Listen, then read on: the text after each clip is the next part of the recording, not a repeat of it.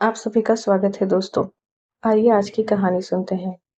एक गरीब आदमी था। एक दिन वह राजा के पास गया और बोला, महाराज, मैं आपसे कर्ज मांगने आया हूँ। कृपा कर आप मुझे 5,000 रुपए दें।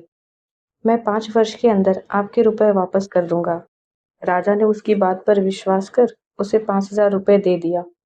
5 वर्ष बीत जाने के बाद भी जब उस व्यक्ति ने राजा का 5,000 रुपए नहीं दिया, तब राजा को मजबूरन उसके घर जाना पड़ा।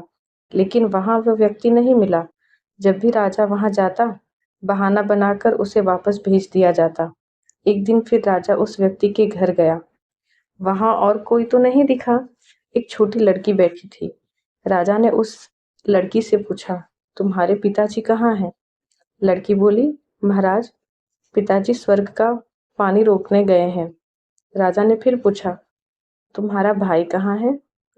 लड़की बोली, बिना झगड़ा के झगड़ा करने गए हैं।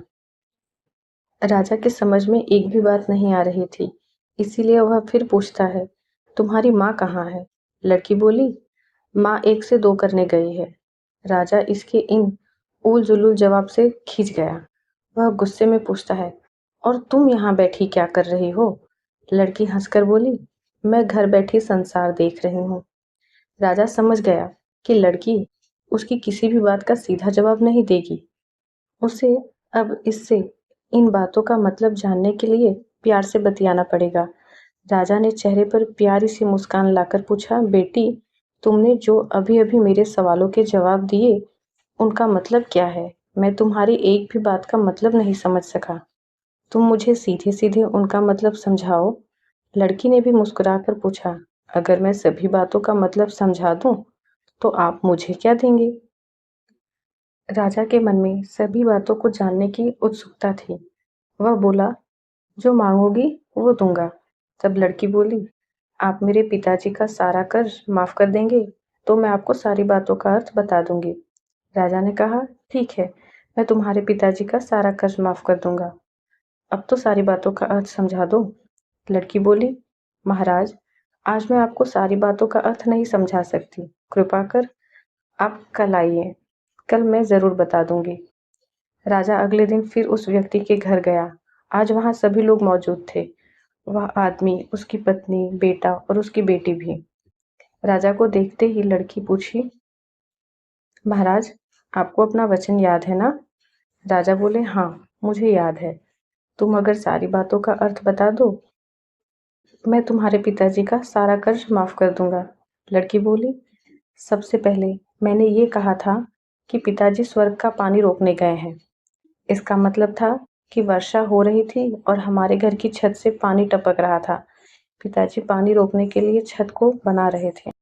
यानी वर्षा का पानी आसमान से ही तो गिरता है और हम लोग तो यही मानते हैं कि आसमान में ही स्वर्ग है। बस पहली बात का अर्थ यही है। दूसरी बात मैंने कही थी कि भैया बिना झगड़े के झगड़ा करने गए हैं। इसका मतलब था कि वे रेंगनी के कांटे को काटने गए थे। अगर कोई भी रेंगनी के कांटे को काटेगा तो उसके शरीर पे जहां तहां कांटे गड़ ही जाएंगे। यानी झगड़ा नहीं करने पर भी झगड़ा होगा और शरीर पर खरोंचे आ जाएंगी।